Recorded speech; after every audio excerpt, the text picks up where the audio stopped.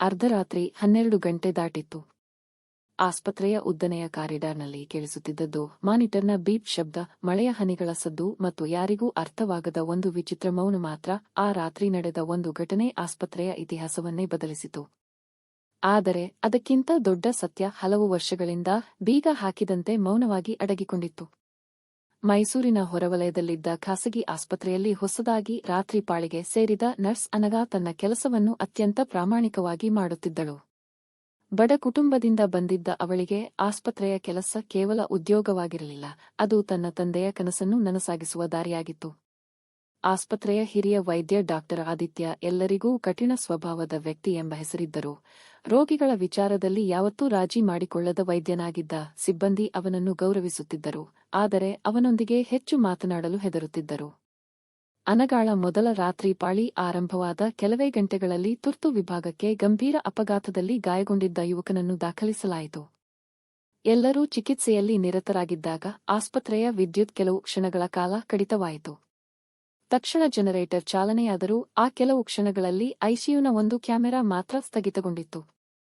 ಮರುದಿನ ಬೆಳಿಗ್ಗೆ ಆಸ್ಪತ್ರೆಯ ಔಷಧ ಸಂಗ್ರಹ ಕೋಣೆಯಿಂದ ಅತ್ಯಂತ ದುಬಾರಿ ಔಷಧಿಯೊಂದು ಕಾಣೆಯಾಗಿರುವುದು ಬೆಳಕಿಗೆ ಬಂತು. ಆ ಔಷಧಿಯನ್ನು ಕೊನೆಯದಾಗಿ ತೆಗೆದುಕೊಂಡ ದಾಖಲೆ ಅನಘಾಳ ಹೆಸರಿನಲ್ಲಿ ಕಾಣಿಸುತ್ತಿತ್ತು.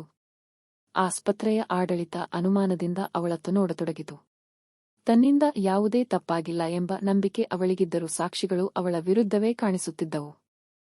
ಡಾಕ್ಟರ್ ಆದಿತ್ಯ ಮಾತ್ರ ತೀರ್ಮಾನಕ್ಕೆ ಬರಲು ನಿರಾಕರಿಸಿದ. ಅವನು ಆಸ್ಪತ್ರೆಯ ದಾಖಲೆಗಳನ್ನು ಮತ್ತೆ ಪರಿಶೀಲಿಸಲು ಆರಂಭಿಸಿದ. ಅಷ್ಟರಲ್ಲೇ ಮತ್ತೊಂದು ವಿಚಿತ್ರ ಘಟನೆ ನಡೆಯಿತು. ಪ್ರತಿದಿನ ರಾತ್ರಿ ಒಂದೇ ಸಮಯಕ್ಕೆ ಆಸ್ಪತ್ರೆಯ ಹಳೆಯ ವಾರ್ಡ್ ಕಡೆಗೆ ಯಾರೋ ಹೋಗುತ್ತಿರುವ ನೆರಳು ಭದ್ರತಾ ಸಿಬ್ಬಂದಿಯ ಕಣ್ಣಿಗೆ ಬೀಳತೊಡಗಿತು.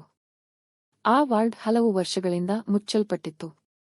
ಅಲ್ಲಿಗೆ ಯಾರೂ ಹೋಗಬಾರದೆಂಬ ಸೂಚನೆಯೂ ಇತ್ತು. ಆದರೂ ಆ ನೆರಳು ಪ್ರತಿ ರಾತ್ರಿ ಕಾಣಿಸುತ್ತಿತ್ತು. ಒಂದು ರಾತ್ರಿ ಅನಘಾ ಆ ದಾರಿಯಲ್ಲಿ ಹೋಗುವಾಗ ನೆಲದ ಮೇಲೆ ಬಿದ್ದಿದ್ದ ಹಳೆಯ ಲಾಕೆಟ್ ಸಿಕ್ಕಿತು. ಅದರೊಳಗೆ ಆಸ್ಪತ್ರೆಯ ಹಳೆಯ ಫೋಟೋ ಇತ್ತು. ಆ ಫೋಟೋದಲ್ಲಿ ಯುವ ವೈದ್ಯನೊಬ್ಬ, ಚಿಕ್ಕ ಹುಡುಗಿ ಮತ್ತು ನರ್ಸ್ ಒಬ್ಬಳು ನಿಂತಿದ್ದರು. ಆದರೆ ಅವರ ಹೆಸರು ಎಲ್ಲಿಯೂ ಇರಲಿಲ್ಲ. ಇದೇ ವೇಳೆ ಆಸ್ಪತ್ರೆಯ ಹಿರಿಯ ವಾರ್ಡ್ ಬಾಯ್ ಆ ಫೋಟೋ ನೋಡಿ ಬೆಚ್ಚಿಬಿದ್ದ. ಏನೋ ಹೇಳಲು ಮುಂದಾದರೂ ತಕ್ಷಣ ಮೌನವಾಗಿ ಬಿಟ್ಟ. ಈ ಘಟನೆ ಡಾಕ್ಟರ್ ಆದಿತ್ಯನ ಮನಸ್ಸಿನಲ್ಲೂ ಹಲವು ಪ್ರಶ್ನೆಗಳನ್ನು ಹುಟ್ಟಿಸಿತು. ಕೆಲವು ದಿನಗಳ ನಂತರ ಆಸ್ಪತ್ರೆಯ ಹಳೆಯ ದಾಖಲೆಗಳನ್ನು ಪರಿಶೀಲಿಸುತ್ತಿದ್ದಾಗ 15 ವರ್ಷಗಳ ಹಿಂದಿನ ಒಂದು ಅಪಘಾತದ ಪ್ರಕರಣ ಸಿಕ್ಕಿತು.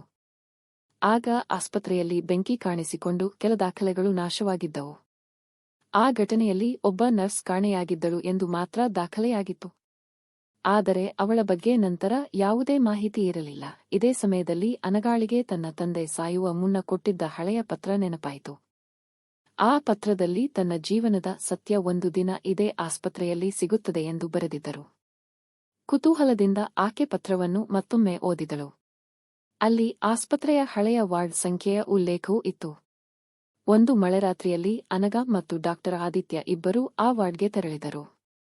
ವರ್ಷಗಳಿಂದ ತೆರೆದಿರದ ಬಾಗಿಲು ನಿಧಾನವಾಗಿ ತೆರೆಯುತ್ತಿದ್ದಂತೆ ಒಳಗೆ ಧೂಳು ತುಂಬಿದ ದಾಖಲೆಗಳು, ಮುರಿದ ಹಾಸಿಗೆಗಳು ಮತ್ತು ಒಂದು ಲಾಕರ್ ಕಾಣಿಸಿತು. ಲಾಕರ್ ತೆರೆಯುತ್ತಿದ್ದಂತೆ ಹಳೆಯ ವೈದ್ಯಕೀಯ ವರದಿಗಳು, ಕೆಲವು ಫೋಟೋಗಳು ಮತ್ತು ಒಂದು ಡೈರಿ ಸಿಕ್ಕಿತು. ಡೈರಿಯಲ್ಲಿದ್ದ ಸತ್ಯ ಎಲ್ಲರನ್ನೂ ಬೆಚ್ಚಿಬೀಳಿಸಿತು. ವರ್ಷಗಳ ಹಿಂದೆ ಆಸ್ಪತ್ರೆಯಲ್ಲಿ ಕೆಲಸ ಮಾಡುತ್ತಿದ್ದ ನರ್ಸ್ ಸುಮೇಧ ಅಕ್ರಮ ಔಷಧ ಮಾರಾಟದ ಜಾಲವನ್ನು ಪತ್ತೆಹಚ್ಚಿದ್ದಳು. ಅದನ್ನು ಬಯಲಿಗೆಳೆಯಲು ಮುಂದಾದಾಗ ಕೆಲ ಪ್ರಭಾವಿ ವ್ಯಕ್ತಿಗಳು ಅವಳನ್ನು ಬೆದರಿಸಿದ್ದರು. ತನ್ನ ಚಿಕ್ಕ ಮಗಳನ್ನು ರಕ್ಷಿಸಲು ಅವಳು ಆ ಮಗುವನ್ನು ಅನಾಥಾಶ್ರಮಕ್ಕೆ ಒಪ್ಪಿಸಿ ತಾನೇ ಕಾಣೆಯಾಗಿದ್ದಳು. ಆ ಮಗು ಬೇರೆ ಯಾರೂ ಅಲ್ಲ, ಅನಘಾಳೆ ಎಂಬ ಸತ್ಯ ಬೆಳಕಿಗೆ ಬಂತು. ಇನ್ನೊಂದು ದೊಡ್ಡ ಆಘಾತ ಡಾಕ್ಟರ್ ಆದಿತ್ಯನನ್ನು ಕಾದಿತ್ತು. ಆ ಡೈರಿಯಲ್ಲಿ ಅವನ ತಂದೆಯ ಹೆಸರು ಇತ್ತು. ಆದರೆ ಅಕ್ರಮದಲ್ಲಿ ಭಾಗಿಯಾಗಿದ್ದವರ ಪಟ್ಟಿಯಲ್ಲಿ ಅಲ್ಲ, ಸುಮೇಧಾಳನ್ನು ರಕ್ಷಿಸಲು ಕೊನೆಯವರೆಗೂ ಹೋರಾಡಿದ ವೈದ್ಯರ ಪಟ್ಟಿಯಲ್ಲಿ. ಆದರೆ ಬೆಂಕಿ ಅವಘಡದ ನಂತರ ಎಲ್ಲಾ ದಾಖಲೆಗಳು ನಾಶವಾದ ಕಾರಣ ಸತ್ಯ ಯಾರಿಗೂ ಗೊತ್ತಾಗಿರಲಿಲ್ಲ. ಇದೇ ವೇಳೆ ಆಸ್ಪತ್ರೆಯಲ್ಲಿ ನಡೆಯುತ್ತಿದ್ದ ಇಂದಿನ ಔಷಧ ಕಳ್ಳತನವು ಹಳೆಯ ಜಾಲದ ಮುಂದುವರಿದ ರೂಪವೆಂಬುದು ತಿಳಿಯಿತು. ಆಸ್ಪತ್ರೆಯ ಆಡಳಿತದಲ್ಲಿದ್ದ ಒಬ್ಬ ಅಧಿಕಾರಿಯೇ ಈ ಅಕ್ರಮದ ಹಿಂದಿದ್ದನು. ಅನಘಾಳ ಹೆಸರನ್ನು ಬಳಸಿಕೊಂಡು ದಾಖಲೆಗಳನ್ನು ಬದಲಾಯಿಸಲಾಗಿತ್ತು. ಡಾಕ್ಟರ್ ಆದಿತ್ಯ ಎಲ್ಲ ಸಾಕ್ಷಿಗಳನ್ನು ಸಂಗ್ರಹಿಸಿ ಪೊಲೀಸರಿಗೆ ಒಪ್ಪಿಸಿದ. ಆಸ್ಪತ್ರೆಯ ಹಲವು ವರ್ಷಗಳ ರಹಸ್ಯ ಒಂದೇ ರಾತ್ರಿ ಬಯಲಾಯಿತು. ಅನಘಾಳ ಮೇಲಿದ್ದ ಎಲ್ಲಾ ಆರೋಪಗಳು ದೂರವಾದವು.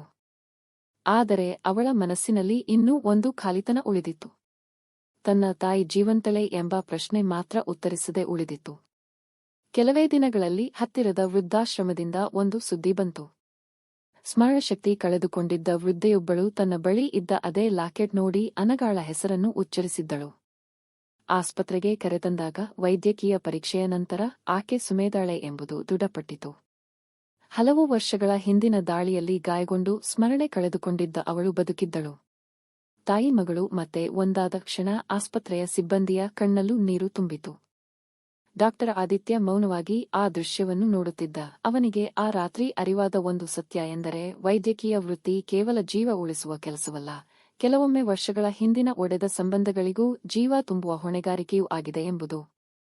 ಆಸ್ಪತ್ರೆ ಹೊಸ ಆಡಳಿತದೊಂದಿಗೆ ಮತ್ತೆ ಜನರ ನಂಬಿಕೆಯನ್ನು ಗಳಿಸಿತು.